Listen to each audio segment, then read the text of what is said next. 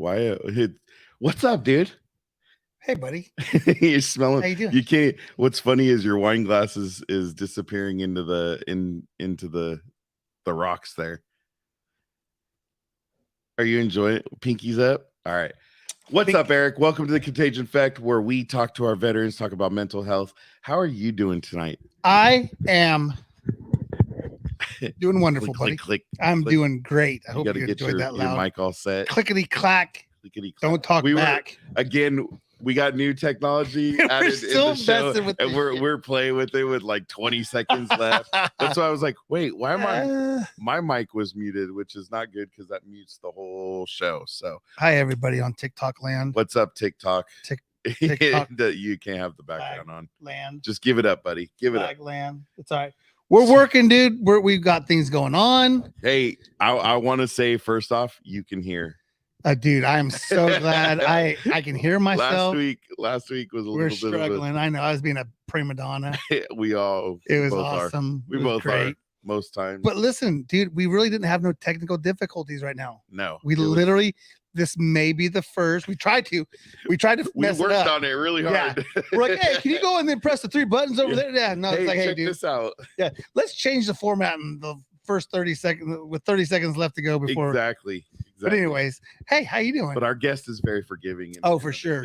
Dope ass dude. Yep. Like seriously excited dope ass again. Yeah. No, I will say, if anything, we have some great guests. Yeah. Except for that one guy. But that was awesome. Except for that one cat. Asshole. Now I want to know a name. I'm trying to think. All right. I'm just setting it out there. Eric. Hi, dude. How was your week, buddy? Very excuse me. Don't start. It was very, very good, my friend. Nana Penny up in here. Nana Penny visiting. Nana Penny said, I gotta do right off the bat. Happy 60th birthday to my sister. Congratulations on reaching 60. That's a great number. That's good thing Rhonda doesn't watch the show. Gosh damn, that's a big number. So congratulations on that. Then poor Nana Penny would get even older. I mean, it might be 52, but still 60, 52. She's your sister. She's whatever you say she is. Same shit. Right. But yeah, good times. So besides that, Eric, how was your week, buddy? Yeah, dude, I love the job that I have. I do. I love our company. That it keeps me employed and I get to, buy stupid shit.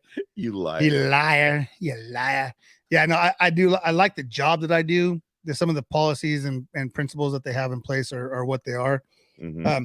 But I got to train like for the second week in a row, third and the last 4. And oh, by the way, I'm training on Sunday, so that'll be 3 weeks in a row and four of the last 5 weeks.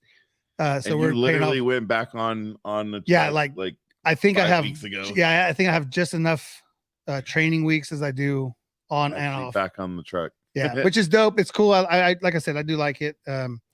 You can't change the world. And you make a little extra Skrilla scratch paper. Listen, Black Oak Casino is definitely going to be in the near future. Damn. Chicken Ranch is. Hey, I can make up some numbers. You can gamble with me. Dude, let's make do up some shit. Yeah. You can kick me in the balls and take half my money and we'll call it fair. There you go. There you go. Hey, thanks everybody for watching us on Contagion Effect, YouTube. Do I dare Twitter. do this? Because then it might turn into another. Hey, I want to thank Angelic Wines, angelicwines.com. Eric's always got to read it. I'm a hoe for Angelic Wines. I appreciate that. I appreciate that. And our little clip has been getting some views. Has it? So yeah, it's been getting some views. I can't tell you what they are. Half my phone could ring. Yeah. Hey, come on, man. Listen, it stopped raining for a bit. Shonda try that bottle? No, it's still probably in the back of my truck. Oh, awesome. I'm letting it age. Don't you supposed to let them age a little bit? Not that one. Okay. We can pop a top and pop a that one needs to go in the pop fridge. A top. Oh shit. Well, it's been cold. Yeah, it has been cold lately. Yeah. So yeah, no, training is it's always fun to listen and to see all the bullshit. Hey, Tamara Pulido mortgage.com. Actually, I gotta send her something. We might get a new updated something. Oh, yeah. Nice. Yeah. Nice. Yeah, I'm still waiting to hear back from a sponsorship out of Stockton, California. Looking forward to that. Yeah, so am I, but I haven't heard nothing back yet. So training.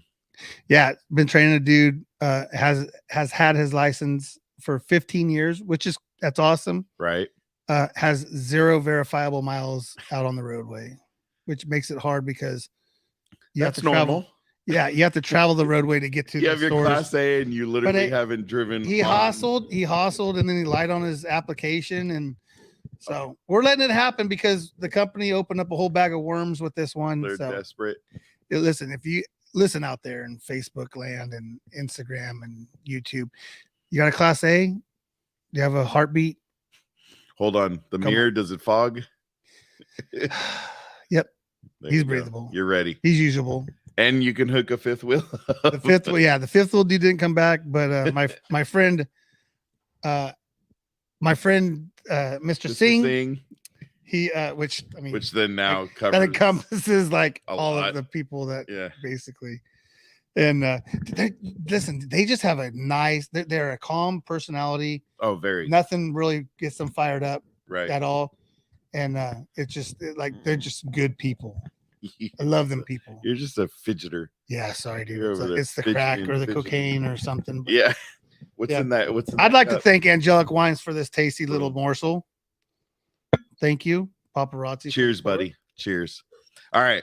Cheers, dude. So how was your week? My week was good. So you're training somebody and I'm in training. Yeah. So I just since I can't say the company I work for, or don't want to because I can get in trouble. What's up, Mr. Steiner? Oh boy. How you doing, buddy? Since I can't say the name, but anybody in the California area that has a small business and needs some wireless, if you need some assets, you need your assets to where you can track them, I can help you. Yeah. So look up Michael after work and DM. Yep. Just DM us. Let us know. I can take care of you. Anyway, and you got to be, I can activate anywhere across the country. I just got to get some special approval as long as they're in the service area of the company I work for. And don't forget training. That's all. Mellick Consulting. We're not going to all your social media concerns. So speaking of Mellick Consulting, this week, Jamie and I were out for a walk and we took a selfie in front of Gary Miller's. Yeah, I saw that. He was in town. He was literally right on the other side of our street over there. Oh. And so with that, since we're talking about Gary Miller, let's listen to a little Gary Miller commercial.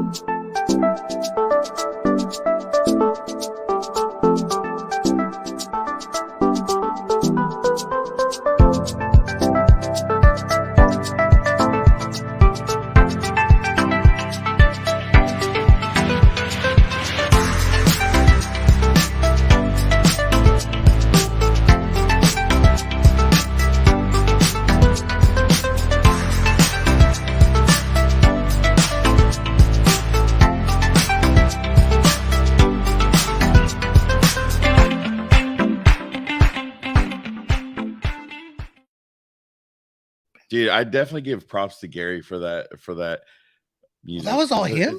It's so good. It's so good. That was all him? Well, he's so multi. Well, he didn't make the video, but the music, whoever picked the music did. And Jason, you can slide into my DMs, buddy. I'll slide in. You can slide. Slipping aside. I don't know what's up top. I don't know what that is, but D50 95. What up, Tonto? What up? What up? All right. Anything else from this week? No, but I think we're gonna have to throw it back. It was going back to Cali, but guess where we're going? Guess where we're going? In a minute, we're going back to. I will give anybody 30. Hey, you guys got 30 seconds, and you can't be our guest, and you can't be part of the friends group of our guest who knows he might be on here. Yeah. But if you can put in the comments what state our guest is from in the next 20 or 30 seconds, we might send you a gift card. I will. Yeah, definitely. Or Eric will Venmo you. Yeah. We will definitely send you a gift card of some type. Maybe some other stickers, and we got stickers. Was supposed to be ZZ Top. Who is D5051? We're gonna have to find. I said out. You couldn't. Yeah, you and I still showed your comment. You were not supposed to jackass. Comment, Jason. We're hiding it. You're hidden, dummy. I mean, dummy is. Listen, we go way in back. In the favorite of favorites way. Yeah, no, I apologize. I need to apologize. I'm sorry for calling it's it Nebraska. Just Venmo me. Yeah, Tonto right? said just Venmo me. All right, Venmo him like 2 cents. Here's my 2 cents. Home of the Herostock and Ruck-it Up 4Warriors. You are right. Yes. All right. So with all that, before we get too far, let's go to some Scotty. Let's get some Scotty. Who's going to be at Herostock? Yeah, the times and places they may change, but one thing stays the same. The stories that they tell about going through hell. If you think they wouldn't do it all over again, well, you just don't know them.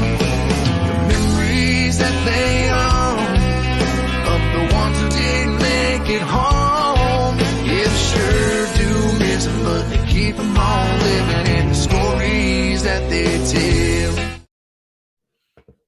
And Tonto will take his money. Hit me up. Slide on in.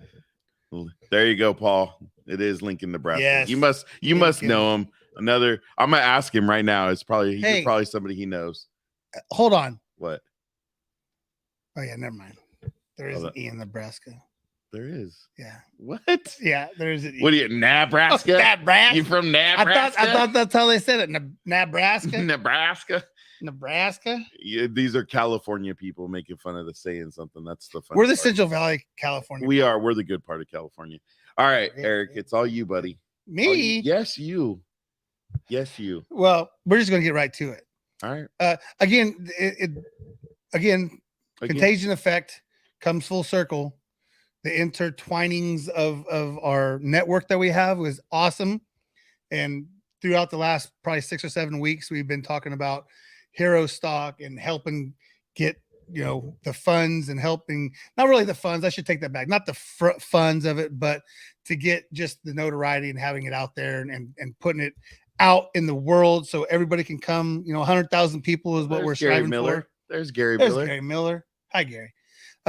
So yeah, the great thing is there's so many spinoffs of different people that we get to talk to. Right. And today is one, and I'm just getting right to it.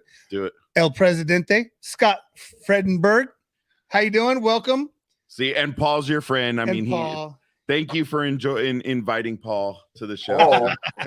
I don't know no dude's named Paul. No. Paul Carpenter. You don't know Paul Carpenter? No, I know Paul. Well, thank you for inviting him. What's up, Scott? Thanks for showing up, Paul. Yes, thank you. Yeah, absolutely. What's up, Scott? How are you doing this evening? I'm good. How about you guys? We're, as you can tell, sometimes we get, we're shot out of a cannon once we get going, and start to bounce around and get wild, and then we got to reel ourselves back in to listen to another wonderful guest. So, as Eric alluded to at your intro, we had the opportunity to kind of meet you through commenting on the show, right? As we had, I believe, Jason on, and Yep. Jason was talking at that time about Vetstock, which is now turned into Herostock 2023, right? And you are part of is it a 501? Yes, we're a 501c3. Okay, so you are a 501c3, and Scott is part of Ruck-it Up 4Warriors. So we're going to learn a little bit more about Ruck-it Up 4Warriors in a little bit. Right now, we want to learn about Scott, right? Look at that ink. Dude, you got medals on there? That is dope. I haven't seen that. Holy cow. Dude, that's a whole seat. That is badass. That is sick. Do you have a picture you pulled that from? No, actually, I just up, looked Shannon? and I saw that there was looking up just different designs for military tattoos, and then so I saw that someone had a couple medals on there. So I've been to 3 different countries, war zones, one being Kosovo, Iraq, and Afghanistan. So I got the campaign medals for each of those on there. Oh, okay, nice. so those are your actual campaign medals? Yes. That's badass. Yeah, that's badass. That is sick. And we were already talking about the color in it. So Paul, apparently, so there's a thing called the Fred heads. Forgot about that. That sounds interesting. Now you got quiet on us. Okay, so the Fred heads when prior to the 2007 deployment, 2008 deployment when we went to Iraq. I was a certified personal trainer. I did that as a part-time job. I used to work for the Department of Corrections. Right. First, like I was their second shift, so I would do personal training in the morning and then get deployed. And then when I get on the deployment, as I mentioned to you guys offline there, that I met up with Jesse Cunningham. He was my lifting partner over there. And while we were overseas, because of the knowledge I had with personal training, strength and conditioning, and nutrition, I started a group. Well, it wasn't by my choice. It was kind of like Jesse and my other lifting partner. They started this group called the Fred Heads. So, I'd be writing up programs for everybody, workout programs and stuff like that, so they can keep themselves mentally in shape and better, nice, ready for the mission overseas. So, yeah. Sick. All right. Well, that's good. Good story to start us off. So thank you, Paul, for bringing up the Fred heads, taking it back on him. All right, Scott. So in order to learn kind of why you're at where you're at, we got to learn who you were and, where you grew up and things like that. So where did you grow up? Okay. So I grew up here in Lincoln, Nebraska, middle of nowhere. How did I get to where I'm at? My father, he passed away when he was 61. He had heart disease, but he was a Marine Corps vet, and he did 2 Vietnam tours. Oh, wow. I think he was a Cav Scout, I believe, or whatever whatever they're called, Marines. So he did his 2 tours, and then I have 2 brothers, an older brother and a younger brother. My older brother graduated 2 years before me, and he did a 20-year Army career. He went to the 82nd Airborne Division to start out. So he went to Airborne and Air Assault School. And when he joined the military, and my dad being the Marine Corps vet, I knew that's what I was going to do. I didn't even think of going to college or anything like that. And, I actually went and started talking to recruiters 2 years before I finished high school. Like, right after he left, I started talking to the same recruiter that shipped him out, Right. So, so I signed up in the delayed entry program, back in probably 89-ish or so, 1989. And, right after I graduated in May of 1990 and shipped off to boot camp in July of 1990. So nice. When I first started military, I was a crane operator. I was on active duty for 3 years from 90 through 93. And so when I first signed up, my contract was a split contract where I was required to do 3 years active duty, and I think it was 3 more years in the reserves. Okay. So during my time in active duty, I was 1 year over in Camp Humphreys, Korea, and then 2 years at Fort Knox. And as a crane operator, our cranes were always deadline broken down, and we didn't do our job. So when I was over in Korea, I was the commander's tool room guy over there. And when I got to actually the other way around, when I was in Korea, I was the commander's driver.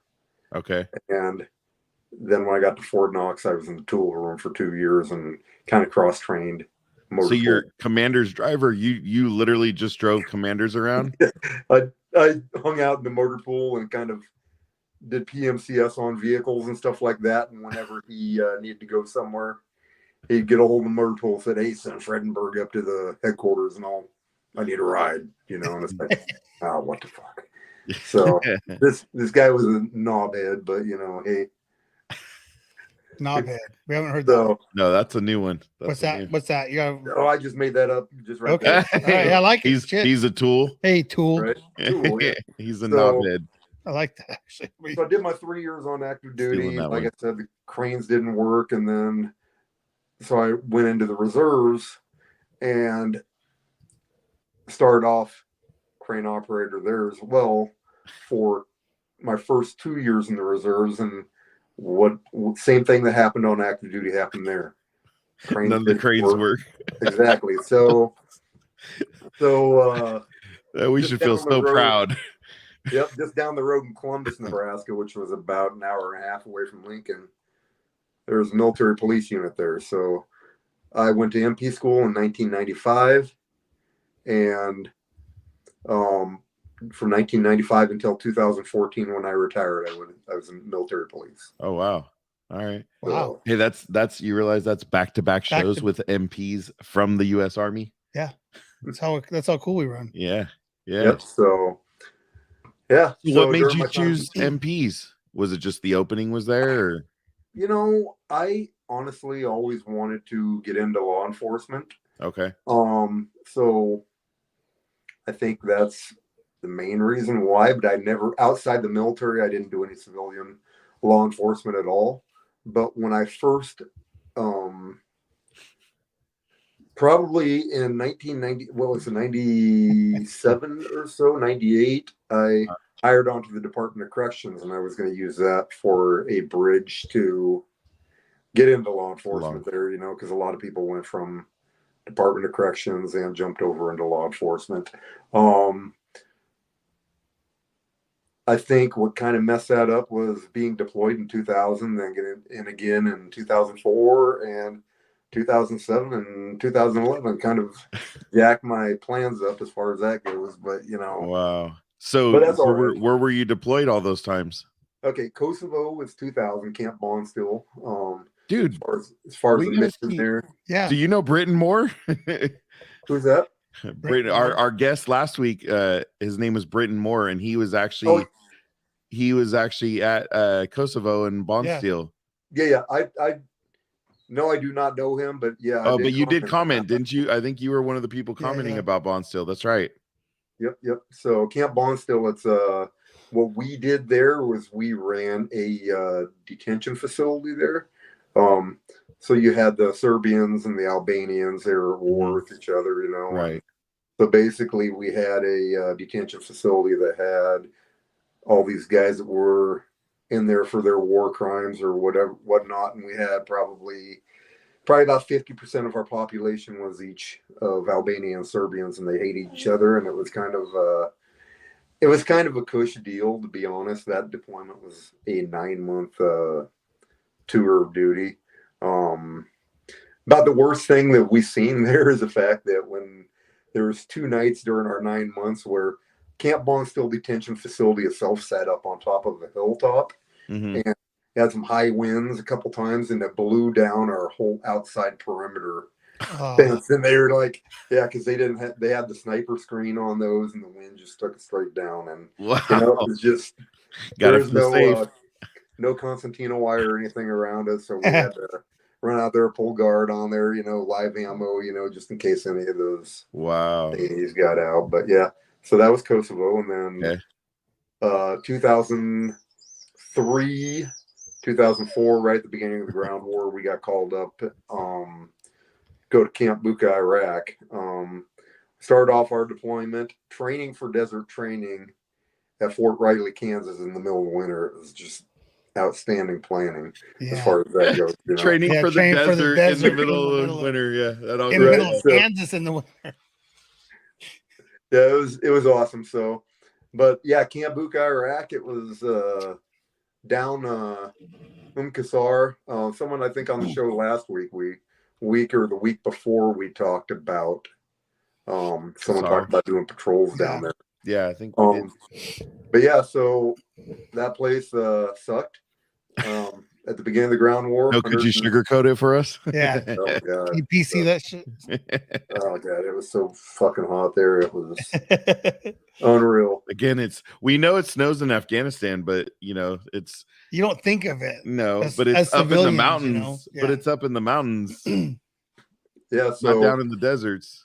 No, so as far as our mission there, since it was just a new facility that was new camp that was just standing up at the beginning of the ground war, we did just base patrol, ran gates. We did outer base patrol. the cool thing we did on that, best thing we did on that mission was, when they came out with the deck of cards of the most wanted Iraqis and everything. Oh yeah. So they capture all the Iraqis and they bring them down to Camp Bondstill, to the detention facility there, and we would stand guard during the interrogations when they were interrogating these guys and all the people who they caught and captured, who they thought were potential had ties or information to these guys. Right. So there was a couple guys that came through there. I didn't know which ones they were or anything like that, but that was pretty cool. Saw some pretty cool interrogations. That's all I'm gonna say. That's all you can share. I cannot share anything else. Yes. We didn't do the naked pyramid tripods like those one idiots did. Yeah. But, I was wondering if that was going to make a comeback. Right? Yeah, we didn't do that.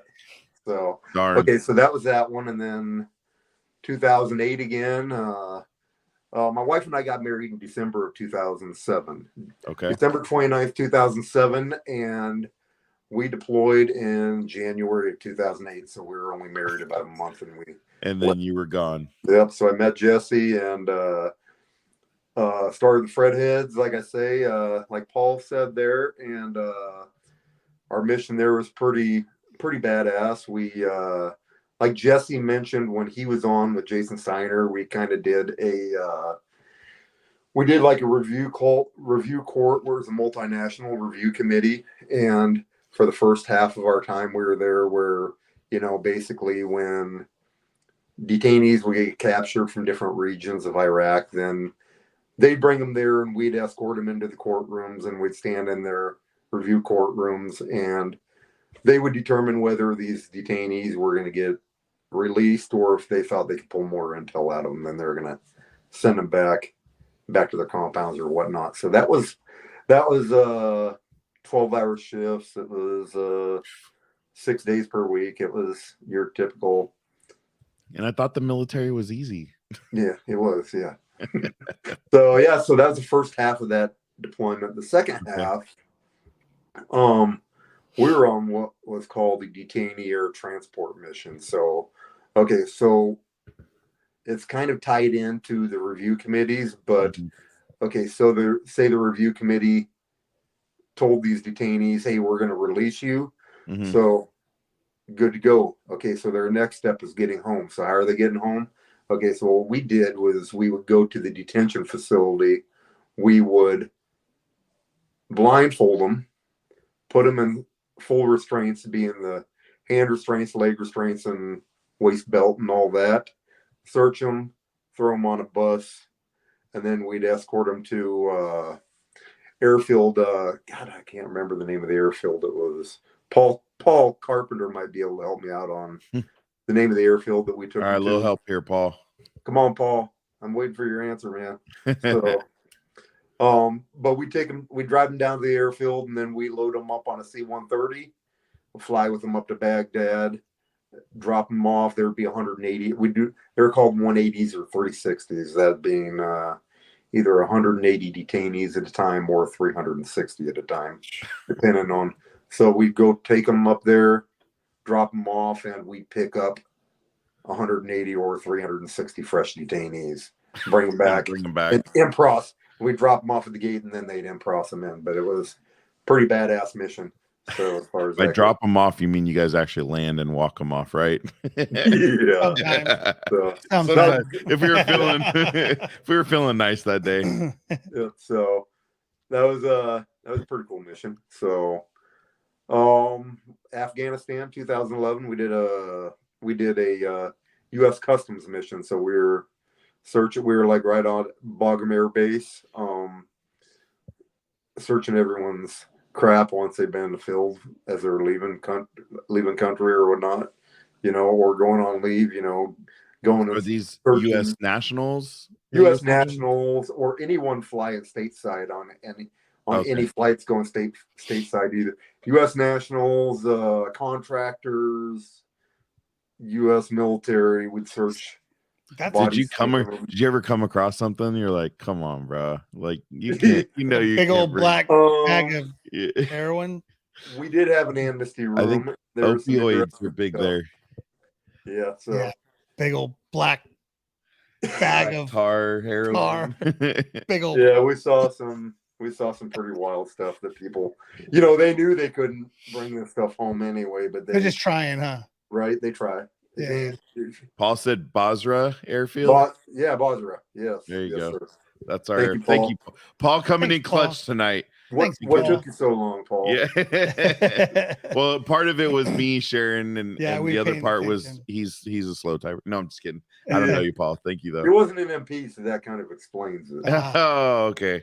All right. You didn't have to write report. Do you have to write reports like like cops do? Do you have to write reports as an MP, or do you guys get to just mess with? Well, if you're on like road duty or something like that, yes, you have to. And then actually when you're on your deployments and stuff like that, then yeah, you will. There will be times since we're trained to do so, if we run into anything that happens when you're deployed, then yeah, you would potentially have to. So yes, poppy seeds, Gary. I know that's one of the things over there. Lots of poppy seeds. So yeah, so then finished that Afghanistan deployment, and then got home in 2012, and then retired. Stayed home? Yeah, no, hell no, he didn't, dude. He's got a rundown. Yeah, it's got a whole list of things. Mm-hmm. Retired in 2014 with 24 years service. Hey, Paul, I don't know if you want to mention you were crane maintenance, because according to nothing worked. Yeah. Everything's coming full circle now. That was great. I don't know if you want to say you're crane maintenance, because according to Scott, nothing worked. So he never had to do that work. So he comes home stateside. He doesn't say retired. He stays retired from the military, but he doesn't stay retired. Then he jumps. Of course not. Yeah. I just figured it out. The reason I deployed 4 times is because the cranes didn't work, and that's what made me go to be a military police. Right. So, Paul, you are to blame for all 4 of my deployments. Paul is also your wife. Paul's can get him. Awesome. Thank you, Paul. Thank you. That was great. So you retired in 2014, you said, right? Yes, sir. So what made you make that decision? Just time. I was married to my wife for 2 of those deployments. My first deployment was with my previous wife, and she pretty much said that, hey, you're done. No more. I need you home. Need you home. Yeah, you guys have kids? I have 3 kids. Okay. I have 3 kids. I have a 21-year-old from my previous marriage, and then now I have a 12-year-old son and a 9-year-old daughter. Okay. So, and during, so basically when I was in, I had pregnant for one, and and yeah. Okay. She was ready for me to come home. So it was like, it's time. All right. So you finally make that decision to retire. Where do you go? Back in Lincoln, Nebraska. Yeah. Back home to Nebraska. Yeah. So still worked for the Department of Corrections then. So okay. Hired on to the department since I was in the reserves. So I hired on the Department of Corrections in I think it was 98. I don't remember. I did 21 years there. So it's been 96. So I actually worked corrections and then went on a deployment, worked corrections again, went on another deployment. So I just basically went back to my full-time job doing Department of Corrections as far as that goes. So, Paul, 2 things can be true at the same time. Neither one of us is lying. Yeah, Paul. Miss you, man. Well, see, this is your place to connect, right? We connect the world. Right. Yep. Seems like it. So I forget, because that's where I'm like, man, you're throwing me off with this Department of Corrections, but I forget you were actually reserved. So you were literally taking off, deploying, and then doing, your time in between, still working as a correctional officer. Correct. And, so one thing they say about the reserves and the National Guard is obviously we don't do active duty 24/7, 365. They're trained to do their job all the time. However, you know, the unique set of job skills the reservist and National Guard can bring. You know, like you know, all sorts of jobs that people do in their civilian life. Right. Is not the same job that they do in their military skill, you know, as far as that goes. So, you know, we have people who were in our unit who maybe they were part of our legal team in the military, but back home they did maintenance type stuff. So they would, like, when during our first Iraq tour, they built our shower system, they built our latrines to where we could. But they're lawyers. Yeah, right. So they built all this stuff for us. Your legal team did? Yeah, well, not necessarily the legal team, but you Right. know, like just individuals who had these job skills back home. Right. They built a bowling alley for us right in the middle of the sand, you know. What the hell? That's awesome. That's awesome. That is awesome. But yeah, so, but yeah, reservists and National Guard, you find a lot of times where there's a lot of job skills those individuals have since they're just not trained at their active skill. So. But we know reservists that, I mean, put their lives on the line. Yeah, we were told the bullet doesn't know if you're. It doesn't know if you're active duty or reserve. Because we had a reservist that had to put an officer. Yeah, it was a colonel in check because the colonel made a comment and he's like, "Sir, you know, I don't want to be disrespectful, but last time I checked, a bullet doesn't know whether you're active duty or reserve." So right. Melvin? It was Melvin. Melvin. Yes. I love Melvin. Yes, Melvin was, and seeing him last week was awesome. Yeah. Anyway, so on to accountant equals, and that's coming from Gary Miller. He actually is an accountant. God. Yeah, but Gary's been like everything though. Yeah, Gary knows everything. He's an arborist. What apiarist? Apiarist. Now you're using too big a word. Trucker. He has honeybees. Oh yeah, he does have honeybees. He was a trucker. He was a security guard. Apparently, he has a cow that's like a pet too. So you have a cow? Yeah, Gary's got a cow. Move it on over. Yeah, hilarious. All right, Scott. So you end up getting out. You go back to doing the Department of Corrections, but then you end up retiring from that. So I didn't retire from that. I got a better job. Oh, okay. You know, so you retired. So Jesse Cunningham, bringing up his name again. Man, since I knew him from, he's like, "Hey man, how you like corrections?" I was like, "Well, you know, it sucks because, you know, it's a little stress in that job, you know." Oh, and you don't know if someone's going to turn around and shank you at any moment, right? So he was like, "Hey, I work for a place. You should come apply for it." So he got hired on at U.S. Citizenship and Immigration Services. Okay. Here in Lincoln, Nebraska, and he was like, "Hey, they're hiring for immigration service officers. You should come apply." I said, "What's the benefits of it?" He was like, "Well, how much money do you make at the Department of Corrections?" And I was like, "Well, after 21 years working there, I make approximately." I think the most I've ever made in 1 year was like $38,000, you know? What? Are you kidding? Yeah. I mean, our cost of living is a lot less. Yeah, I know. I'm like, we got to remember what that's got to be triple then. That's kind of like triple. Well, because right? I know the Department of Corrections guys here. Oh, dude, they're bankrolling. I'll call them bankrolling, but how many of them are dead? They're all stressed out. Well, they're all stressed. Yeah, they are all stressed out, and they got some kind of crazy $200K, and they're they're. I mean, they make money. That's except for like I know a young guy that's a Department of Corrections, and he's just like constantly always hyper and working a lot of overtime. So yeah.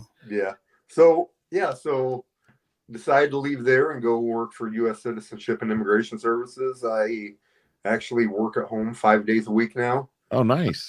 GS-12. I make $80,000 a year to work at home. Oh, bankroll. So Nebraska, you got to have a mansion now, man. You got probably 2 cows. My wife is. That's how he got all that ink. Yeah, he's got like 80 grand in ink on his arm. He's on call. My wife is actually our breadwinner. She's been working a hospital IT job, and she's been working at the hospital for 20 years. So she makes more money than I do. So, but nice. Hey, isn't it nice to be able to say that and be like, "Hey, that's cool." Yeah, right. I was for a little bit. I got to live that life for a little bit. a whole year. My wife doing most of the breadwinning, and I got to sort of retire. Yeah. Well, you did retire, just like he did retire. Yeah, I guess you say stupid house market. So I know you're still there, right? That's where you're still at. Yep, I've been there since 2017. Nice. And I don't want to go too much into that. You know, that's a whole different thing. So let's move on to, you know, you obviously. So is Jesse still working there too, or he doesn't work there anymore? No, he works there. He works there. He's employed. So I'm assuming that's kind of where we started to see this transition into other things. Because how you and Jesse are hanging out now. And well, how did Ruck-it for? Can I jump to that? Absolutely. Okay. How did Ruck-it for Warriors get started? Because I have a lot of information I want to share. Because you got some cool shit coming up. Okay, so here's what happened. So last year, probably the very beginning of March, it would have been. I was just looking around on Facebook, and I found on one of the Facebook pages, I'm not sure which one it even was, I see a 48-mile ruck march challenge sponsored by a national group called Mission 22. Oh, yeah. Yeah, so I decided, hey, I'm going to do this challenge. I'm going to try to get some donations from my friends and family members to support Mission 22 so we can help combat veteran suicide. Absolutely. Reason I did that is because in March of 2020, one of Jesse's and my battle buddies committed suicide. That's the only one that's the only one that I know that you've had to deal with personally. Yes. And this guy was from my second Iraq tour. He wasn't one of the guys I normally hung out with, but he was a young kid. He was one of the nicest kids, always had a smile on his face. And, you know, I don't know, he was just a really good kid. He wasn't a military police. He was in the finance division. We called him Payday because he's the one who, when it was payday, the first sergeant would bring him up from the formation and make him sing the finance song. Because, is this Kevin? Kevin. Yes, Kevin. Kevin, Payday. Yeah, I'm gonna show. Well, don't, because you're gonna take all my notes. No, I'm just gonna show. This real quick so I know Eric's gonna talk about the event, but I'm gonna show there's actually Sergeant Kevin Juracek. Yep. And is that, I'm assuming that's his daughter? Yes. Yep. Yeah. So that's that, and I mean, because we did talk about that's the thing that's the thing that messes with your head. Sorry, but that's the fucked up part about it, right? Yeah. So my dad, you know, everyone knows, well, if you don't know, I'm going to tell you. Listen to the show, you know. Yeah, if you listen to this show, thank you. That's what I'm supposed to say. Yeah. You listen to this show. If you listen to the show, you know my dad committed suicide 4 years ago. He was Navy, USS Cleveland, and he went through some health problems. And that specific year, there was like 6 graduations to look forward to. I mean, 3 were in one because the triplets, family graduation. Yeah, but I mean, there was so much going on, and you just don't know. And you look at this picture. I mean, yeah, he looks like a nerd because he's in accounting. He's got the glasses and all that stuff, but he's smiling. He's got that sweet baby daughter, and it's just like you're just like, dude, like how, like why, yeah, how, why, when, what was there to do? Like, what was there something that we didn't catch? Was there something that you could just, like, you go back, you're like, F, man, like, so yeah, no, that's it's the frustrating part, right? Yeah, it's like you go through all those emotions. So I decided to do this 48-mile ruck march challenge for Mission 22, and so I advertised it for a fundraising thing on Facebook, and my goal was to raise $500 during my month-long challenge, and I ended up doing 51 miles, you know, during the month, and I raised $578, I believe, or $587. Can I correct you real quick? It's actually 608 because we just donated $30 to it. Oh, sweet. We just did a donation. That would be number 614-1754139 is the code number. So yeah, all right. There you go. Sergeant Kevin Juracek Memorial March, Saturday, March 18th. Get out there at 10 a.m. till 3. They were gonna correct the times on that though. We're not meeting till noon, but I'll they want to get some beauty sleep. But anyways, thank you, Tato. Yeah, so you got called out. Tato said it's his story, not yours. I quit. Eric just gets excited. He spends so much time doing good research and he wants to just share it. Yeah. That's all it is.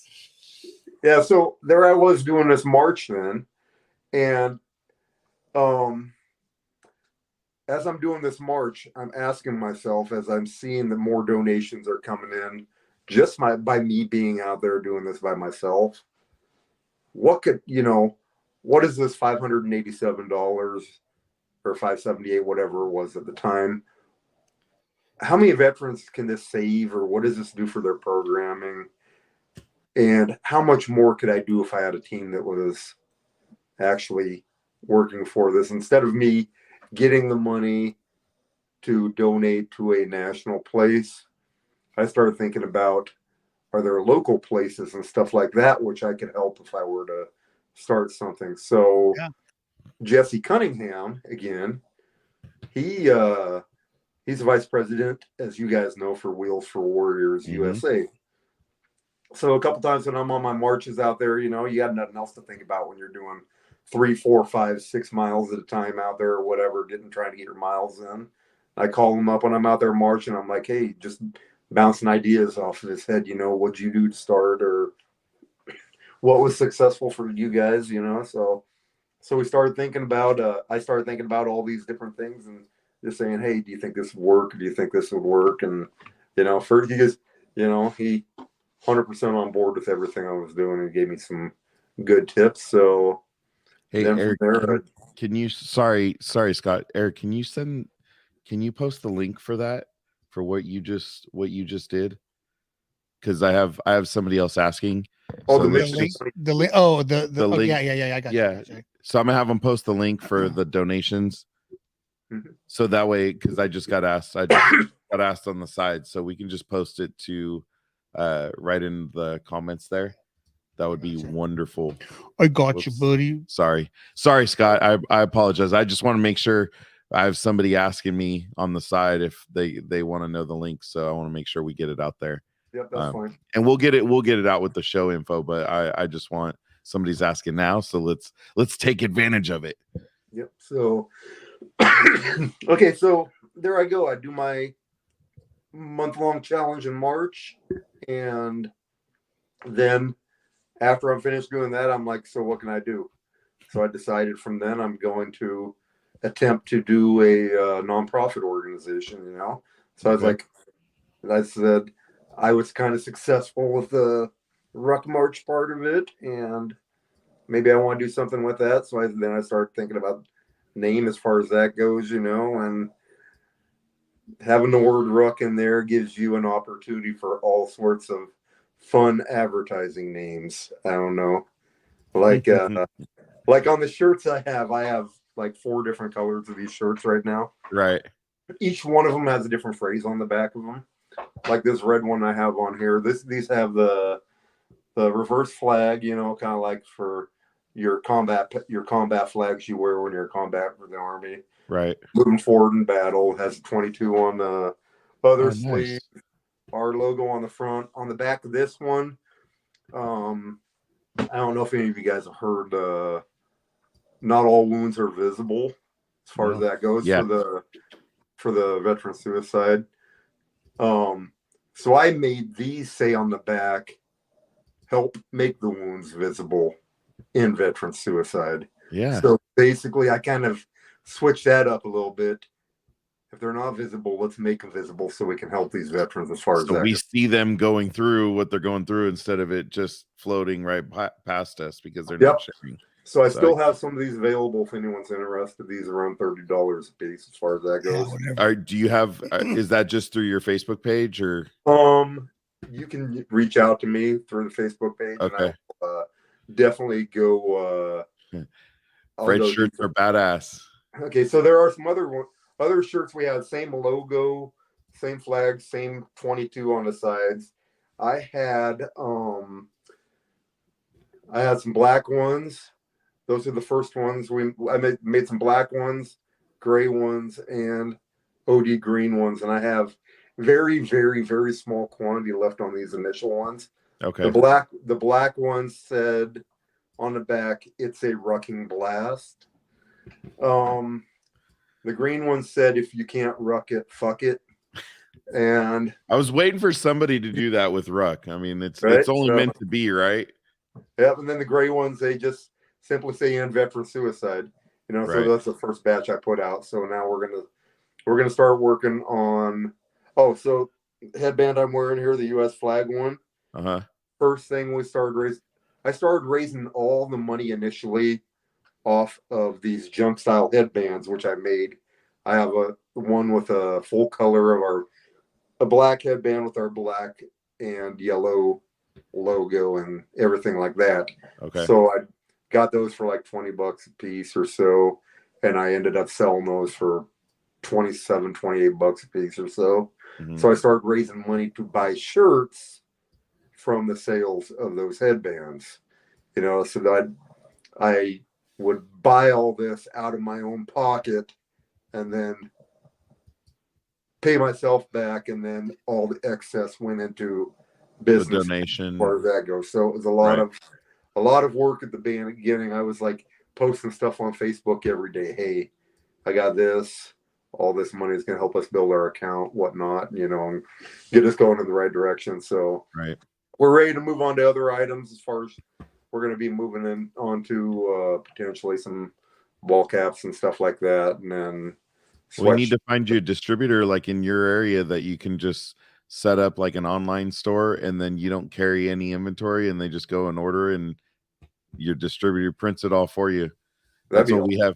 That's what we I mean, I have one out here that we just set up. Thank you, Eric. That we just set up out here for I don't know if you've heard us talking about SITREP 22. Yeah, I've heard you talking about them, but I don't. Yeah, so SITREP 22 is I mean, same concept of what you're doing. But SITREP 22, the goal is there's going to be, hopefully, we just heard the shirts and everything are getting shipped out to Tom, who's the kind of the creator of it. So next week we'll really be talking about SITREP 22, hopefully, and that'll be launching.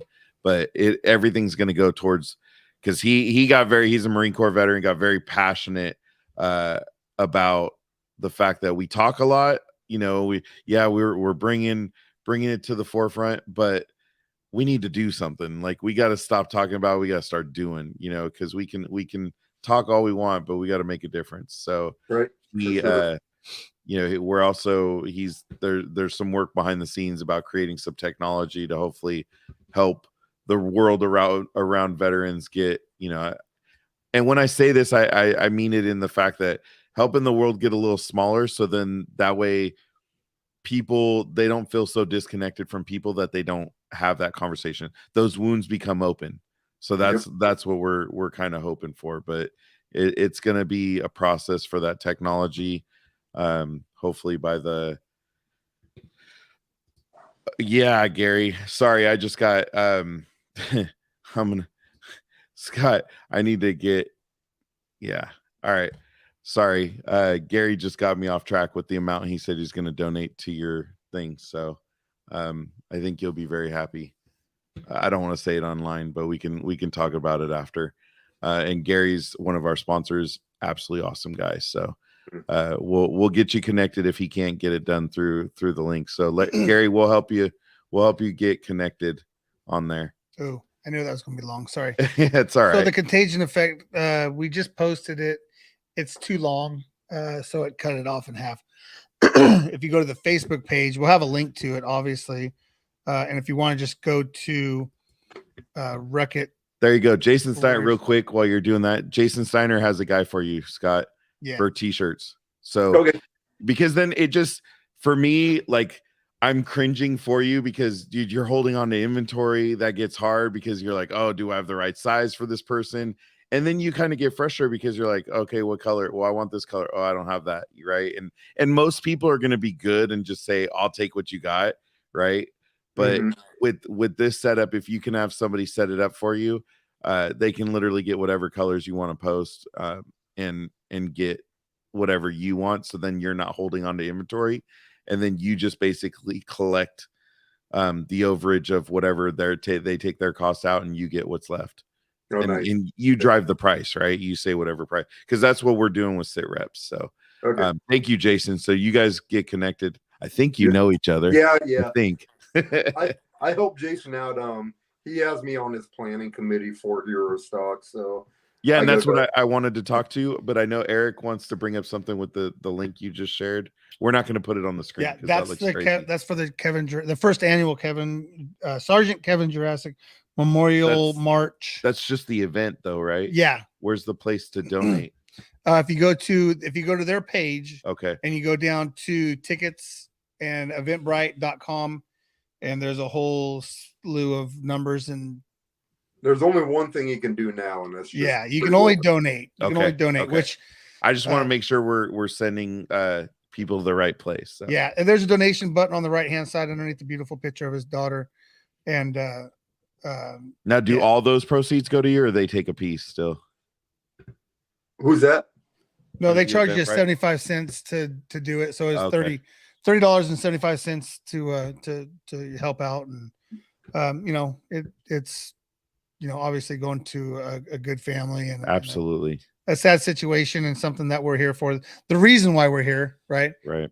Talk about mental health and stuff like that.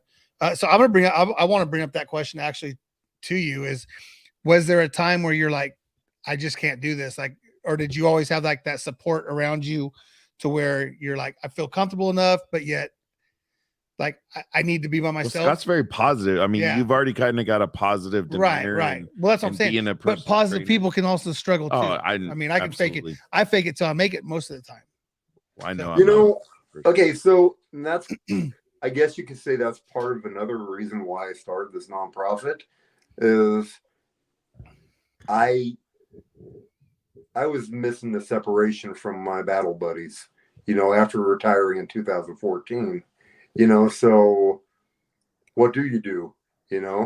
Some people go into depression as far as that goes. Some people do this and that. And I figured out for myself that if I do this, this is something that's going to allow me to get back and start talking to these battle buddies again, because they're such an important part of your life for a year at a time, multiple times, when you didn't have family or friends to talk to, you could lean on them. So it's like, it allowed me a way to get back into my veteran community, and, my drive to do good things for other veterans out there now is just absolutely skyrocketing as far as, that goes. Well, you're seeing what you're accomplishing, so you're like, all right, well, now what's the next level? Like, where can we get? Right. I do want to ask, your logo is just sick. Like, your logo is sick. I'm like, I'm ordering a shirt. I know, especially and unfortunately the red shirt doesn't do it justice as much, because I know you can only do so much with red, and just having that black, but your logo is absolutely just badass, especially the actual color. Let me put it up real quick so people can see it. But can you kind of give me the inspiration? Like, where did that come from? Okay, so I was just looking for like shields and swords, just like crossed as far as that goes, and just for like a military type thing, because I knew, like, if you look at a lot of like unit patches and stuff and whatnot throughout the military, you're gonna see like shields and stuff like that. For the military part, I wanted to get the star on there, so I did the star with the circle around it, kind of like if you look at like an old green military vehicle from MASH or something like that, you're gonna see that type of as far as that goes. Well, you were driving that Commander around, right? And so when you said that, I totally imagined that Jeep with the the window frame down, and you're just cruising around in that Jeep, driving your Commander around, like from the old MASH days and even before. Yep. And then the wings, that's kind of kind of for all those veterans out there and who don't make it and lose their struggle with PTSD. So that's kind of the inspiration. I designed this whole thing myself as far as that goes, like the main type of drawing. I did not get the shield where it was like the half darker gray and half lighter gray as far as that goes. Right. But I got the basic design and then I gave it to one of my buddies and he actually did it all up to look this fancy as far as that goes. So what is there anything to like everything else being yellow, like the star and the wings, or is that just because military police and army in general, the colors, my theme I wanted was black and yellow, Army Black Knights, right.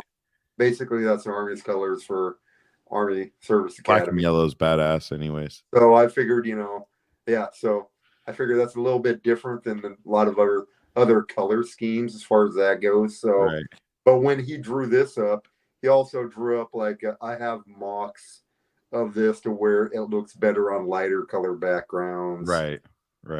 So, but yeah, when he drew this up, I just fell in love with it right away. I love the font too. I love the font. I think the font's great. It goes with it, just seems to go all really well. So I always kind of geek out on that stuff. Like where did your logo come from? Yeah, you're a big logo guy. I am. I want it on a hat and a shirt. I want it on everything. We're doing shirts. I'm going to do some challenge coins here pretty soon. Sweatshirts. I'm going to probably break out some sweatshirts, but not until we have an event coming up in October called the Rucktoberfest. Dang it. And I'm going to break out. Oh, I'm sorry. Yeah, don't steal his thunder. 2023 Rucktoberfest, October 7th. Can't read my own writing. October 7th, 10 a.m. at Frontier Harley Davidson, 50-mile challenge. Going to be out there from 12 to 5. Now, it's not going to be a 50-mile challenge in one day, though. Well, so that would be kind of cool, but yeah. That's a lot. That's a lot. But yeah, so I kind of designed that challenge off of the 48-mile Mission 22 challenge. They do 48. I said, we're more badass than those guys, so we're going to do 50 instead of 40. Wow. So last year on September 24th was my very first event we did, and that was out of Frontier Harley Davidson, Lincoln, Nebraska. And it was just our Ruck-it Up 4Warriors kickoff event is what I called it.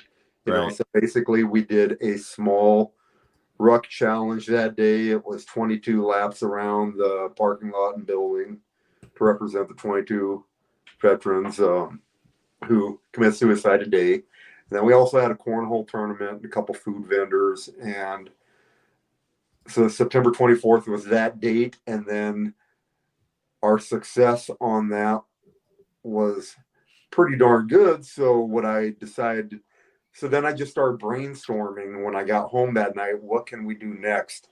And within a week, I had dropped our Rucktoberfest challenge from last year.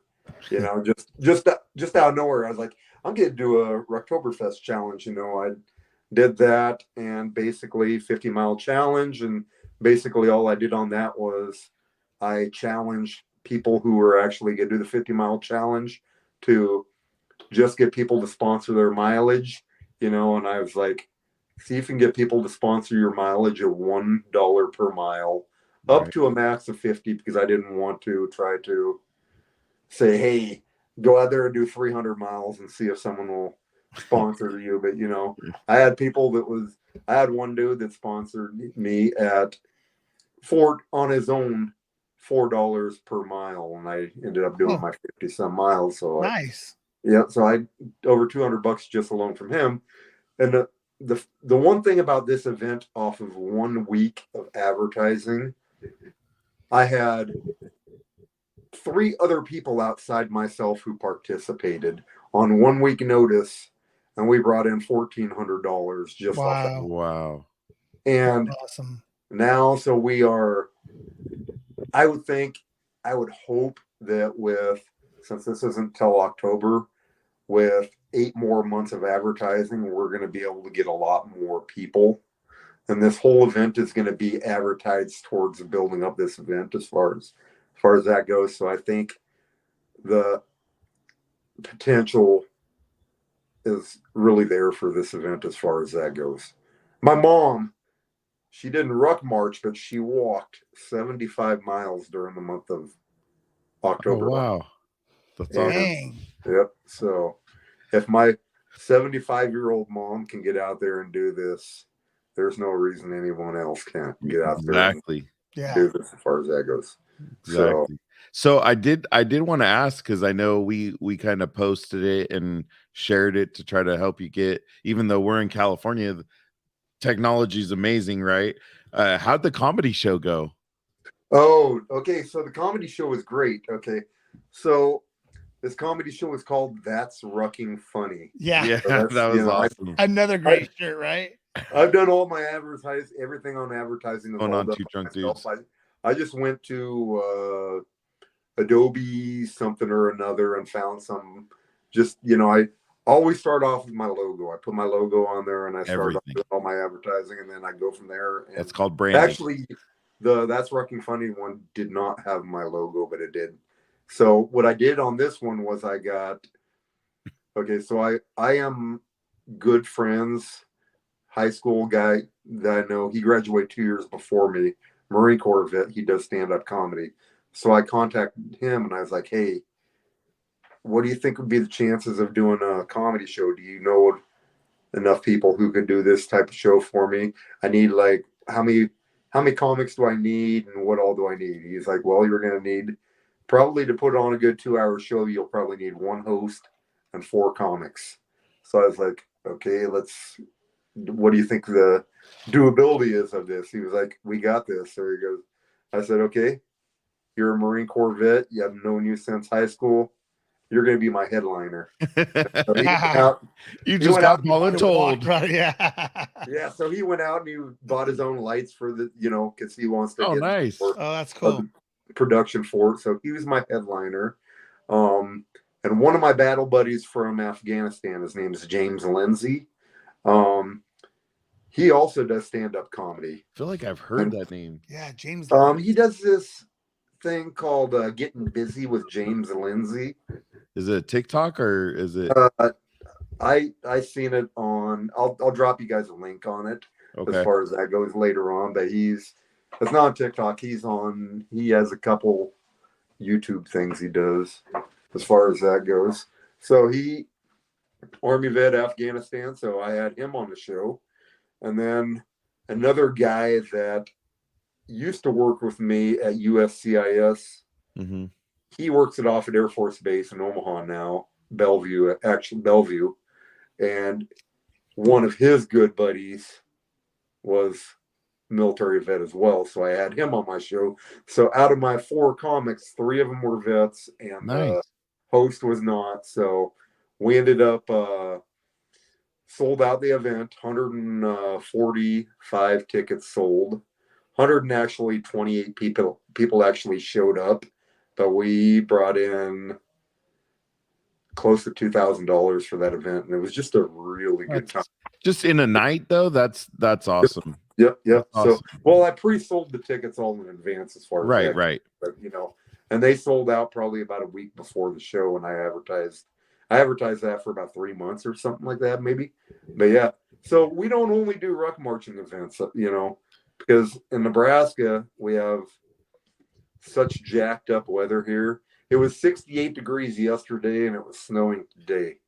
So, hey, we feel you in California now. We don't know, like, literally every other day it's rain and it's cold. What's the weather like? Hold on. Yeah, well, today it was like 68.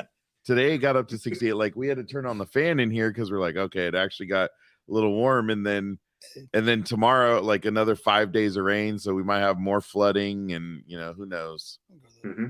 So what else we got coming up? We have Eric, what else do they have coming up? Well, funny you should ask that. I was just about to say it, but I'm gonna let Eric drop. No, I'll let you talk about it since it's your show, apparently.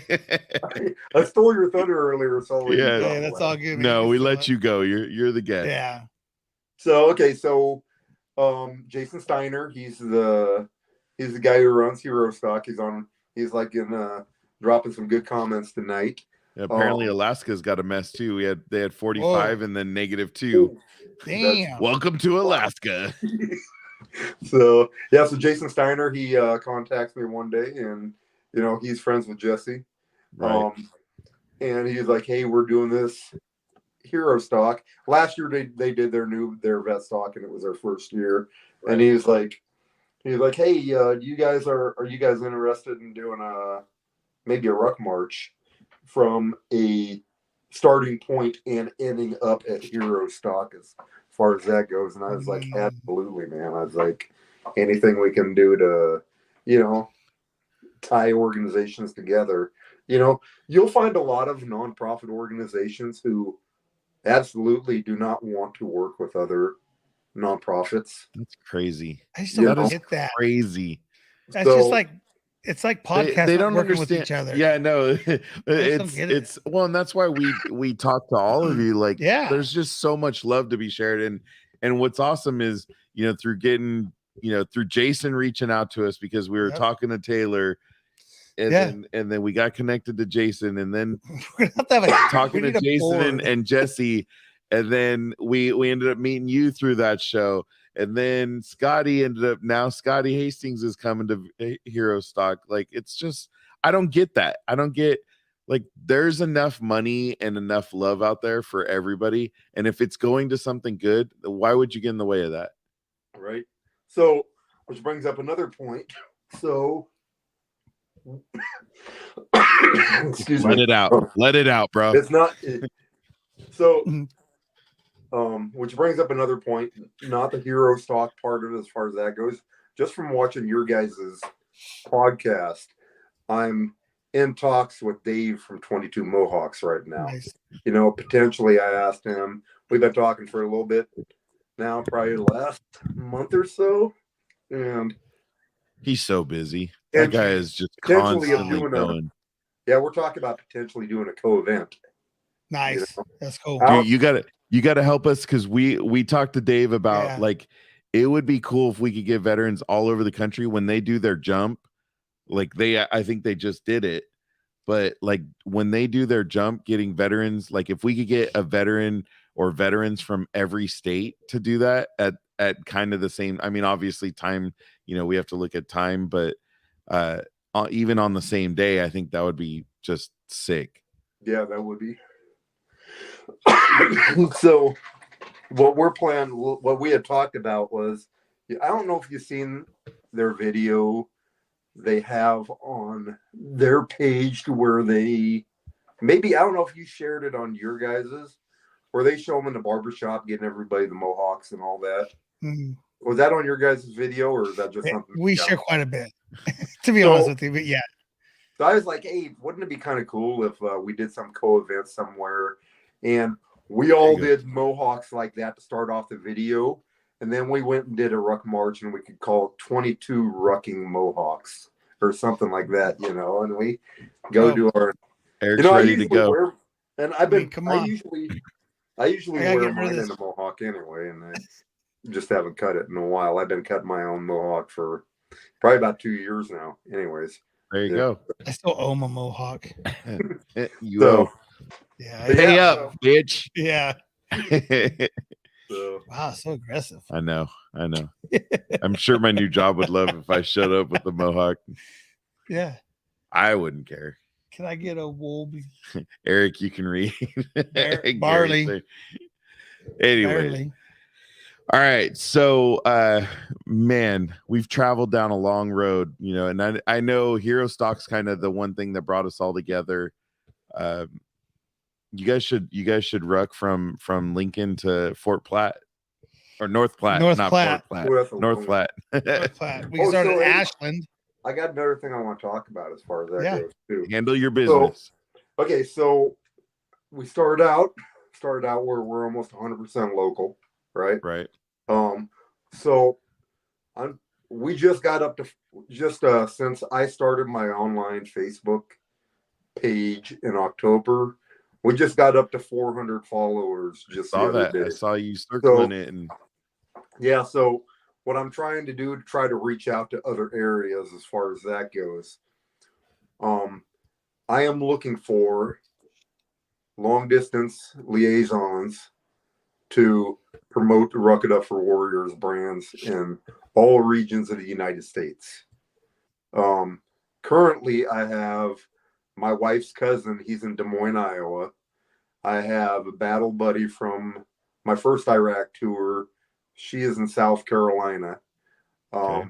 I'm looking for people Texas, California, East Coast up there somewhere in the Upper East Coast. And what I want from these people is to, when we do events, I'm looking for people to do virtual events there and hang flyers in their military areas around there to try to pull in. Does that make sense? Absolutely. So what we'll do is to help out, you know, I don't know our reach. I mean, you're almost caught up to us on our Facebook, but we go across like so many platforms now. So we're kind of, you know, you have certain people that use Facebook, certain people that use Instagram, certain people that use Twitter. We're across so many platforms now. We will definitely post that. Is there a contact? Is it your Ruck-it Up for Warriors email? I just sent 469 invites to go follow Ruck-it Up for Warriors for all my Facebook friends. So love you all. Go follow it. I'll go send out. We're at 385. So So I'm actually going to write that down. 460, and I actually have more than you. That's but weird. again, like you just said, I mean, but my TikTok's got like 3,000. Yeah, no, you got me killed on TikTok. Yeah, I'm only at like Instagram's 700. got like 1,000 or some shit like that. So yeah. So it's spread. We're all trying to be influencers here, so we can help out all these veteran organizations. So that's shit. Oh, there you go. Well, Tonto up in Alaska. There you go. There you go. Anywhere, everywhere. That's awesome. So and so Tonto, who's in Alaska, if you don't have somebody in Alaska, he's you know, we can get you guys in contact. Yeah, for sure. Give everybody my email address that you guys use to reach out to me. I'll all right. Just by all means, you've been talking to Tonto, haven't you? Tonto? I haven't. I think I have. For Eric. Sorry. I got to remember when we're on camera, he's like to the right of me. So I'm looking. Hey, how you doing? And then it looks on here like I'm looking left. Well, so. It works out really good because I can it looks like I'm looking at you and paying attention, but I'm really not. And it looks like I'm looking at you, but I'm like not. I said that twice. Yeah. So you can hear that. So we'll make sure we'll pass that word on. I don't know if you want me to put your email on our video. Blast it. Nah, that's all right. You said it. You gave permission. Got a filter. Watch out. No, I'm just kidding. No, that's fine. But no, we'll make sure so it will actually be in the notes of our show, in the comments of our show. So real quick, just cliff notes that what are you looking for these liaisons? What are you looking for? Just someone to maybe be willing to, like, if we're doing a ruck march, to organize, get like 5, 6, 10 people out there, you know, whatever, just to go do a ruck march and, you know, maybe post a video of it or something, that they're doing a video, that they're doing a ruck march in their hometown or home state or whatever, you know, and just try to do all they can to promote, you know. The biggest thing is, okay, so this goes back to my first event as far as that goes, the Ruck-it Up for Warriors kickoff event. One thing I noticed, honestly, from that event was about 85% of the funding that we brought in from that event was from other veterans or friends or family, you know, and all the veterans who are listening tonight know, and probably you guys as well, veterans help veterans. Absolutely. But we need to, one of the biggest things that's going to make the biggest difference is to let the community see, not just here locally in Nebraska, but, you know, if you don't reach out to the community, they're not going to know how passionate we are about making sure that veterans have a fair fight as far as that goes. So. Absolutely. No, you're, And what's funny is we're, and maybe it's not funny. It's just my Ironic. great use of words is that we're actually not veterans, and we make that very transparent that we just completely support our veterans and love our veterans and want to make sure that they're taken care of. So that's why we have this platform. Plus, my dad was a Marine Corps, Vietnam. He did 2 tours as well. So I grew up with not hearing a word about what he went through, but for some reason my 17-year-old son got all the stories when he was a little boy. So Right. and then I learned a ton more once he passed away, because we actually found things that he never brought out while I was growing up. So I learned like he had a whole squadron that went down in a C-147 CH-47, right? Mm-hmm. It's like the Chinook, but it's the Marine Corps version. Yeah. He was actually called off to do something, and he was the staff sergeant. They took off a base, and he lost 19 guys. And he never told me about that. And so now I understood why he went through the things he did. So I wanted to go into the Marine Corps, and my dad wouldn't let any of us boys join the Marine Corps because of the stuff he's seen when he was in Vietnam. Right. It's like, hey, if you're going to do anything, Army was going to give you basically more potential for jobs or whatnot. So he did all he could and to try to talk us out of the Marine Corps, and it worked as far as that goes. But I wouldn't give it back for anything, Right. I know there's a lot of joking around between the different branches as far as that goes. But, Gary's a Marine, and he's a crayon comic. So we know, and if you've listened, I talk about my 17-year-old, and he was dead set on Air Force, and then kind of he really wants the Marines because of my dad, and now that's kind of where he's going. He's just got to put in the effort to get to where he needs to get to be ready. So it's, man, Scott, you're doing a lot. Yeah, dude, a lot, awesome. Man. I don't know where you fit. It's like you might as well be deployed again. You're doing so much, right? Do you ever spend time at home? I mean, obviously we get you for this hour and something. Yeah, I spend your wife, she's probably wants to get rid of you now, right? At first I feel guilty because I did 90% probably actually all of the stuff I do is just sitting on my phone at night after I get off work, just sitting there, designing different flyers and stuff on my phone, or fixing stuff on my Facebook page and stuff like that, replying to comments and stuff, and hours upon hours to where, I'm not really talking to family when I'm sitting in the living room, but I'm just, so passionate about this. But, right. That's my one. We need to get Scott a laptop. Listen. I can't. I am like crawling in my skin. Yeah, Mikey hates designing stuff from his phone. Even though technology is amazing now, I got to find a way to get Scott a laptop, and then I got to introduce you to Canva. So then your life will really be. And Canva is actually available on your phone too. So and there's a free version and a paid version. The paid version's not that bad. It's there's no contradiction in that statement. What? Get off your phone, but you can use it on your phone. You can use it on your phone, but we gotta get you a laptop, man. Then you just, man, your world opens up, and then maybe you don't need your glasses at that point. I don't know. Oh my God. Wow, that's why I wear jackass. I'm a dick.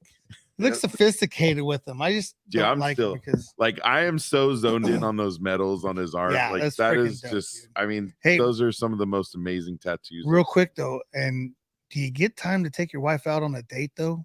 With all the stuff that you do? While, yeah. I think our kids are old enough to where my 9-year-old, but my 12-year-old, kind of, if we're gonna be gone for an hour or so, dogs can take care of them, right? Yeah, the dogs got them. Don't leave the house, don't unlock the damn door, nothing like that. And, right. Otherwise my mom's just like 5 minutes away. Oh, right on. Plenty of family in town, but that's every once in a while. Absolutely, Don. Donald, his ink is badass. We talked about it from the beginning. But hey, real quick, is there any way that you can access your donation site on that page for, while we're sitting here chit-chatting, just to see kind of maybe to see where it's at. To see where it's at. Is there any way to check that out? To see, I don't know can you refresh that? I don't know how I I think it'll shut off his camera. Okay. It might shut off his camera. Yeah. Well, that's all right. You just give us an update later. Yeah, let us know how that's looking. Because we got a couple messages that might. Hey, how about this? How about if you just go like Facebook Live? You can tag us in it. Let us know. And he's on his phone. I said after. Okay. After little post action.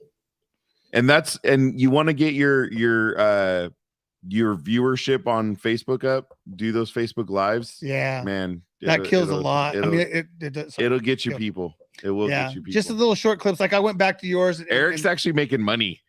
I made $2 last month. Yeah, but you're making money. Yeah, I made $19 in 3 months with Facebook. Thank you, Facebook.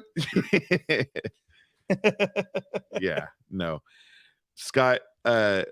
Here's probably one of the most serious questions we'll ask you all night. When you and the wife are chilling, relaxing, you get that the phone is actually put down, right? You're not on it, which is probably a rare moment, right? Mm-hmm. What's your go-to drink? Oh God, Vanilla Crown Royal. Vanilla Crown Royal. There you go. Did you? It wasn't tea with sugar, Eric. I honestly, it looked like Dr. Pepper. Yeah, he's drinking a soda or something. Is it a mix? I'm drinking Dr. Pepper tonight. But look at that. But listen, mixed Vanilla Crown Royal. I swear with cherry Dr. Pepper. Oh, I knew he was gonna. Yeah, cherry Dr. Pepper and anything vanilla is just gonna be fire. Yeah, just fire. Nice. Hey, you know who opened for Dave Grohl during the Crown Royale pre-Super Bowl party? Who's that? Scotty Hastings. Who's going to be at Herostock 2023, along with Scott Fredenburg and Ruck-it Up 4Warriors and the Contagion Effect show on the road. Oh yeah, I'll be having to produce from home. So we're gonna have we're gonna have to get new tires for the Camry, and we're rolling. You're taking the Camry, huh? Well, I don't know yet. We might fly. The Dodge ain't making it. We might take the depends. You might have to go pick up anybody that falls off on the ruck, man. Dude, I'm telling you. Hey, who knows? I might clean up my pack and ruck with them. Oh boy, we're gonna have to hire Scott. Hey, are you really coming down here? Dude, I'm like 90% sure. He is really trying to work it out down there. Yeah. You're rucking with us to vet stock then. Okay. Have you seen Eric? Bro, he's a big boy. Oh, you disappeared. The boots took you over. We're big boys. That's why I was like, we probably need some Scott oxygen, physical training and some oxygen before we go. Here's my deal. I will be lighter than I am now, which isn't going to be very hard. Tyler said he'll send some better whiskey to you. So I will be lighter. Hey, Tyler lives down the block for me. Nice. Does he really? Nice. Well, hey, Tyler, deliver him some other whiskey then. We haven't had an on-screen delivery lately. Yeah, we need another on-screen delivery, and it always seems to be in Nebraska. Bro, y'all drinking some hardcore stuff.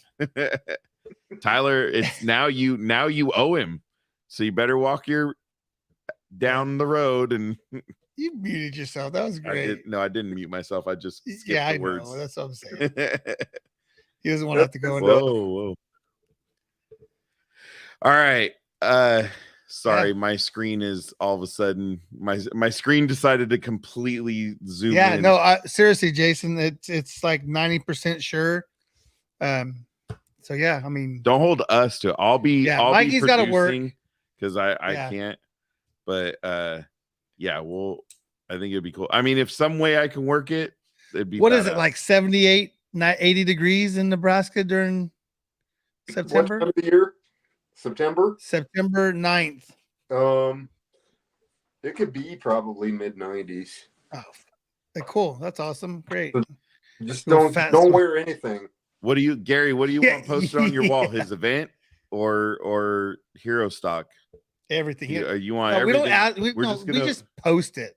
I'll post. You got to post it to Miller's Mobile Tax Service. Miller's Mobile Tax Service. Our sponsor's asking to get more info. So, but for real, look at if you get a chance, look at where you're at now. After you get show, let us know. Hopefully that's updated. But man, Scott, that was another great conversation. You know, you definitely had a story to tell about your service. Then Mikey said plus humidity. That's ball sweat, Yeah, right? you better just carry a stick of deodorant with you everywhere you go. Right. I do that. Yeah, great story. And then I think the things you're doing now, it's kind of like exactly what I mean. You obviously lived it. You went through it. You've seen your brothers and sisters go through some of this stuff. And I know you've only personally had one person, but we know, you know, we talk about it all the time. That 22 number, it can't be right because it's probably more. Yeah. Which makes it worse. But one's too many, right? They claim it's coming down, but you know, there's the bottom line is there's so many more who struggle with it and have thoughts of it every day, and that's what we need to stop. Right. And we need to be right there when they start thinking that way. So that's why we love what we do, because then we're hopefully, again, where I talk about making the world smaller, we're connecting people. Hey, you know, obviously we've been in Nebraska, we've been spending a lot of time in Nebraska, but we've been talking to people all over the country. So it connects so many. I mean, dude, yeah, so I mean, many like people. Dave's from Boston, right? Dave's from, I mean, Massachusetts area. We had Tom, who's from Arkansas. You know, Melvin's from Mississippi area. We've had Arizona, we've had Maine, we've had Vermont, Connecticut. I mean, we've had Michigan. So I mean, it's the great thing about the connection that we can get and what we get to do and what we get to see and hear, you know. And again, for us, it's literally, you know, keeping these stories alive. I mean, it's the stories that people are afraid to tell, right? And it's those ones that it's the hard conversation to have, because when I say, oh, bless you, when I say, oh, my dad committed suicide, oh my, it's like, dude, let's make it not the shock and all, right? Or let's just, oh wow, talk about a blast from the past. Like, let's not make it uncomfortable. You know, it happens. It happens way too often. So it's, you know. So I have just so you know, I have Kevin's widow is actually on my team, you know, so I put her in, and I was like, I think this will be something helpful for her. And I'm in good contact with all Kevin's family now because of it, you know, his sister, his brother, and his mom, and, you know, they're always in contact with me, but, you know, so it's not only the veterans who got to get help for their family members as well. Right.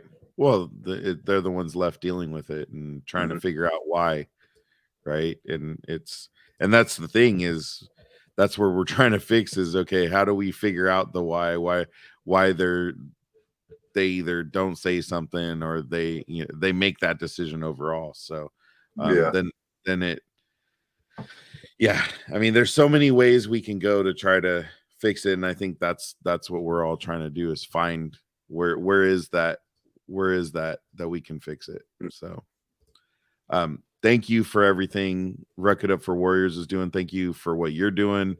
I know we'll continue to be talking. Oh, for through sure. Social media, through, you know, and I know I think there's the plan to try to do another show, and maybe we have like you, Jason, Jesse on all at the same time. Oh, that's awesome. Everybody. Yeah, we're definitely having something close. We want to do like a pre-Herostock show. Sorry, buddy. Oh, sweet. Because I think that would just it'd be a great idea and get more people, and you know, like, not that we're some super influencers or anything, we are, but in our own world. Our own world, in our own minds. Hey, real quick, you posted the other day. It's been probably, I think, at least a week ago. You had the most epic Saturday ever, sports wise. Oh yeah. How did it turn out? I don't remember what all happened that day. Yeah, dude, there was like 5. It was like wrestling. The wrestling caught me off just right off the bat. There's that 5 wrestlers. Okay, so I was just watching NCAA wrestling championship, second round action just tonight, like right before I logged in. Yeah. Nebraska wrestler. We had 6 wrestlers out of our 7 who made it, who won their first round match and moved on to the second round. Yeah. And so far tonight, at the time until we logged in, Nebraska was 3 for 3 for wins in the second round. So, so I was like, sweet. So so I don't know. I think there's all sorts of Nebraska events going on, there. Yeah, there was like softball, baseball. I think basketball was in there, wrestling, and like some other random sport. Well, there was a day in LA where literally it was every active sport was playing at home. Oh, wow. It was like the Dodgers. Preseason football. So it had been preseason football. Yeah, and it was. And like the Chargers were in town, the Rams were in town. Like it was like this perfect. So it had to be June. And hockey was in. It would have to be June or July, probably July. But they said it's probably the first time in history that it ever happened. Yeah, because basketball is their championships in like June. Right? Yeah. Any sport that requires flatland. Oh, Gary. Cork chucking. Oh, corn. No, oh, sorry. Corn. Yeah, he can't correct it. No. That's why I was like, I'll leave it off for now. It's always hard to follow up when people spell wrong, but it is what it is. I like that anyways. Cork chucking. Cork chucking. That's what Mike and Paparazzi do. They cork chuck corks. We don't shuck corks. Corks. We like wine, so we're big wine people. Yeah. Hey, Scotty. Thank you, Scott. I call him Scotty. Thank you, Scott. We appreciate you. Again, please tag us, send us anything. I may have sent you an email. It might say Eric Mello at Judy for you, which is my mother-in-law. I don't know why it's the FaceTime. It's I know. I don't know. But anyways, it's also ewmello74@gmail.com. It's hooked up in there. So send me a message. I'll see what I can do. And again, we've got 2 more people that want to join in Alaska, and who else said? There's Jason Steiner, but he said somebody in West Nebraska. Yeah. Oh, so yeah. Anyway. No, for the liaisons. Yeah. I'll touch base. But yeah, like Tonto, we'll get it. Tonto, if you come back and watch the show and watch the comments part Shadow Mark. Shadow Mark guys. That's another. But great they're podcast. they're in actually East Nebraska, right? Because they're the North Platte area. No, that's west. Oh, west. North Platte is west of. So since we've been in Nebraska, west. So Lincoln, to the left of Lincoln and Omaha, and then Ashland's in the middle. Getting geometry. And then Denver, Colorado's here, and that's where North Platte is. Yeah. Like closer to Denver. Thank you, Nana Penny. Thank you, Nana Penny, for calling me a dork. I'm sure it was meant for Eric. Of course it was. Anyways, Scott, thank you so much. Great info, great stories. Yeah. We will get it posted. We'll see if we can help make, get a Ruck-it Up for Warriors liaison in every state. That would be sick. Yeah, flags. Oh, that would be awesome. Flag. Yeah, flags. I have one flag. A Ruck-it Up for Warriors flag? I need a Ruck-it Up for Warrior flag. No, I only have one of my own, but I can. We need. We can work something out. How about that? I need the one with the. Dude, that would be dope. That black with the gold. I can get you one. How big of one? Yeah. I think, dude, something it's hold over my shoulder. Like if we could, because we're eventually. We're moving rooms. Hopefully, we're upgrading, and we want to have a backdrop, and it'd be kind of cool to have all the different people we've talked to. Like that would be cool. So what we're thinking is a Mike doesn't know this yet, but a United States map, and we can actually start pinning our people. Yeah, no, that would be cool. And then tag us, and then draw a string, and oh yeah, kind of like. Would that dope, right? Would that be cool? Like a PBS after school special. It'll just put more pressure on Eric, who talks to most of the people. Hey, we don't have anybody in this state. Like, have we talked to anybody in Utah? We need veterans in Utah. We have veterans in Utah that we've talked to. No, I know we have veterans. Oregon, there. But I did want to ask Scott if we could get contact with your comedians, just because I think those would be great people to get on the show. I'll get sure. Yeah. We're not starting a comedy show, but we would like to talk to them, and I think they always have. Okay, I will. I'll reach out to them. I know one of them we'll Okay. do it for sure. The other one, I don't know except for just meeting It's all good. the event, but I know one of them will talk to you for sure. Beautiful. Two drunk dudes in the gun room know who he is. Okay. What up, Billy Two Guns is his name. Billy Two Guns. Yeah. Geez, sounds like he would be with two drunk dudes in a gun room. There you go. There's a lead right there. Tonto knows a few in Utah. Okay. He's Indian from Oklahoma. He's a what? Indian from Oklahoma? Yep. So nice. Indian from Oklahoma. Hey. Yep. Choctaw. Yes, sir. And I guess they're having. Oh, nice. You're gonna have it. Oh, cool. That's awesome. There you go. Dude's hustling, man. Dude, Donald is hustling, and I like it. The radio station. Yeah, he's killing it. Yeah. Killing it. So, well, Scott, if you want to hang out, feel free to. While we're gonna wrap up, we appreciate you. Everybody, go check out on Facebook again. Let me pop it up. Go check out Ruck-it Up 4Warriors on Facebook. Let's see if we can get them to 500 within like a week, man. Yeah, like tomorrow. Yeah, that would be cool. Get them up to 500. Let's get the liaisons across the country, because Ruck-it Up's just about helping veterans and this war on veteran suicide that we're all waging. Yep. I want to be the largest. It's going to be hard to catch Irreverent Warriors because they are large, but I want to be the largest Ruck March based entity in the United States. So nice. A lot of work to do. Well, and you got Melvin is in Mississippi, and he has Operation Continued Service, and he's all about doing rucks as well. Nice. So it's again, if we can just mesh with everybody, man, can do something really special. Let's get it done. Absolutely. Scott, thank you again. We appreciate your service. Thank you for your service. Thank you for the things you're doing after the service you continue to do, right? And hopefully Eric can make it out. I mean, if I somehow can make it work, I would love to go out there. But I know Herostock is going to be a badass event for the veterans. So yes, sir. If you're in the Lincoln and Omaha area, Herostock, you need to check it out. And you're a veteran, you need to make it there. September 9th. Go join the ruck that Ruck-it Up for Warriors is doing to the event. Go check it all out. Anything else you want to leave us with?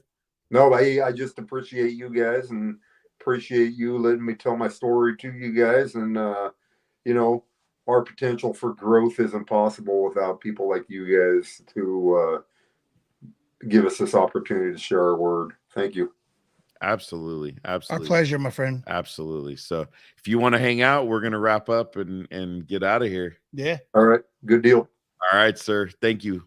All right. Bye. I get goosebumps. I get butterflies in my stomach. Like after everything, and we just start talking, and we help each other and we connect people. It's just, that's been actually when, I probably a couple months ago, I would have nights where I'm like struggling to do this, and it's not to do it. It's just getting my mental awareness to, all right, got to do the podcast. And it wasn't that it was a struggle like that, but I think this new wave has just so re-energized me. It was enjoyable. And Jamie would remind me, she's like, why you do it. You absolutely love it. And it was just, my thing, obviously I bitched and moaned about the weekends and, I don't want to do that. But then when I sit back, a freaking temper tantrum. Yeah. Throwing temper tantrum. I don't do that. I think we both did. Yeah. Thank you, Jason. Thank you.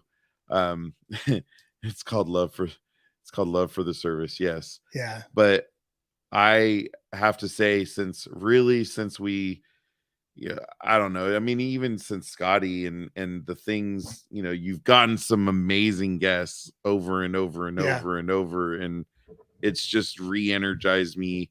And then getting to talk to guys like Scott and see this event. And now I'm kind of jealous. Like, damn, stupid 9 to 5. Yeah. Like, well, and you know, I appreciate all that. And again, it's the level that we set, right?